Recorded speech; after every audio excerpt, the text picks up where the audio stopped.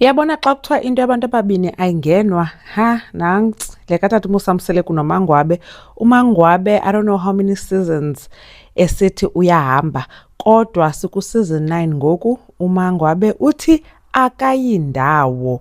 Molweni ndanamkela kuMamgobhozi TV. Engayindawo nje uMangwabe, utata uMusamseleku uthi ngaphezulu doubt into yoba uyathandwa nguMangwabe ngoku. Ubuya econfident yoba uMangwabe uyamthanda. Umntu amdawuthayo ngoku nguMakhumalo. Makhumalo lo bekade berayithi all these seasons. I remember khona this time caba utata uMusamseleku noMangwabe bengavani, wachaza uMakhumalo uba akafuni uyingena into yabo ngoba wakhe wathi esemncinci, I think uthi wayena 19, wangena into yabo caba uMangwabe ethethe kakubi notata uMusamseleku. So uMakhumalo azama umbonisa uba akuthethwa ngolu hlobo nendoda.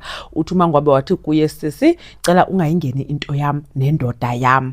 Niyambona ke ngoku uMangwabe ukunye nendoda yakhe. Uthi ke ngoku uMangwabe izizathu zakhe zoba abe kanti akahambi. I'm sure nani benivile ngokubalisa uba 1, uthethiswe ngumamakhe nosista wakhe kunye nebest friend yakhe. Okwesibini, kuba utata uMusamseleku egula, so akafuni ngathi umshiya kuba yabo engekho right. And then ke ngoku uyachaza noba okwesithathu ufuna ukhupha ishori, aba bantu babhizi bafuna uba ahambe bebe-celebrate loo nto le ba ehamba. Kwaboniswa ifemeli kaMacele.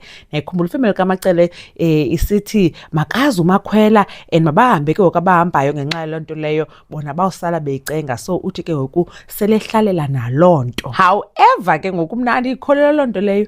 uMangwabe mhlambe becinga uba utata uMusamseleku inoba uzamcenga okanye like umnika i-ultimatum uba it's either ke uthatha lo wife number 5 mna ndiyahamba. Waske utata uMusamseleku wathi ndiyamthatha, wamthatha wamitha. So uyayibona ngokuba akayindawo lo mntu. So becinga mhlawumbi ke inoba akazuqhubekeka kuba yena esithi uyahamba. Waske utata uMusamseleku waqhubekeka. Usuka apho ubaxelela uba andizoze ezindlini zenu because nina nikho semzumbe and nina animamkeli usamkele. Wade wathi ke uMangwabe uyamdelela like uba ngade amxelele loo nto leyo. Uyabo uMakhumalo kwelakhe icala naye uyakhala uba ungathi undilahlele unumber 5.